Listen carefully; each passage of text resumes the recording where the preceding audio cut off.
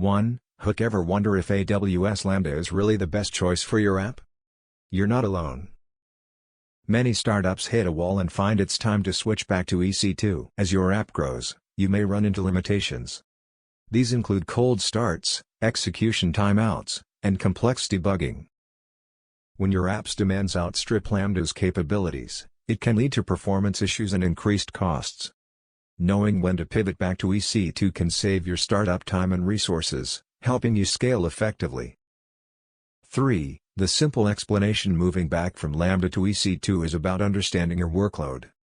If your application requires consistent performance, low latency, or complex integrations, EC2 might be a better fit. In contrast, Lambda excels with event-driven tasks and intermittent workloads. So, how do you decide? Look for specific signals that indicate it's time to switch. 4. Real-world example. Let's talk about a startup called Foodie App. They began with AWS Lambda for their meal delivery service. Initially, it worked well. They had about 1,000 users. But as they hit 10,000 users, they faced issues.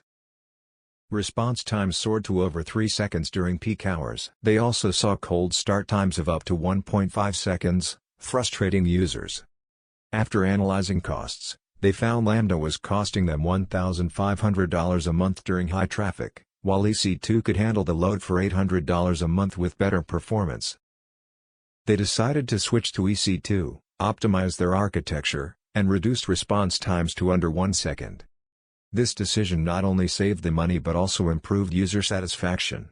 5. What to do instead. If you find yourself in a similar situation, here's a framework to guide your transition back to EC2. Step 1. Analyze your load, monitor usage patterns.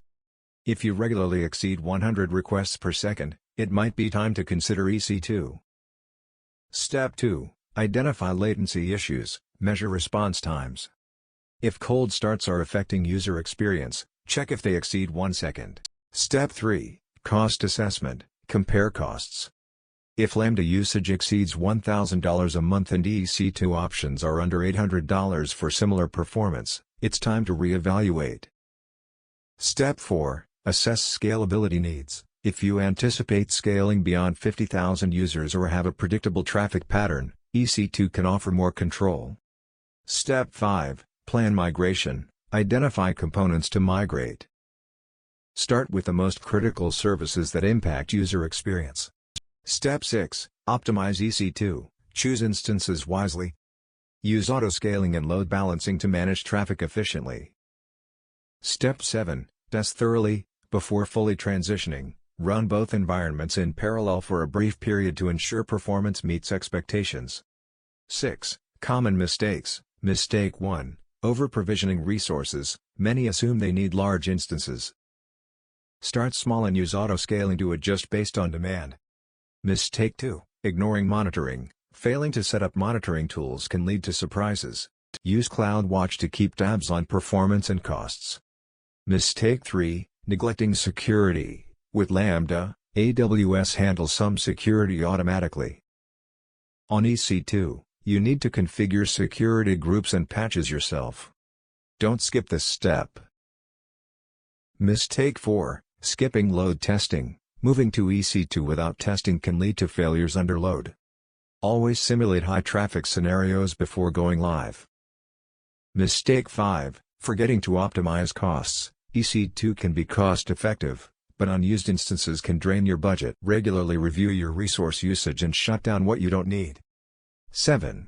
Quick checklist before making the switch. Use this checklist. Analyze traffic patterns and request rates. Measure cold start times and response times. Compare Lambda costs with EC2 estimates. Plan your migration in stages. Set up monitoring and alerts in EC2. Conduct thorough load testing. Review security configurations.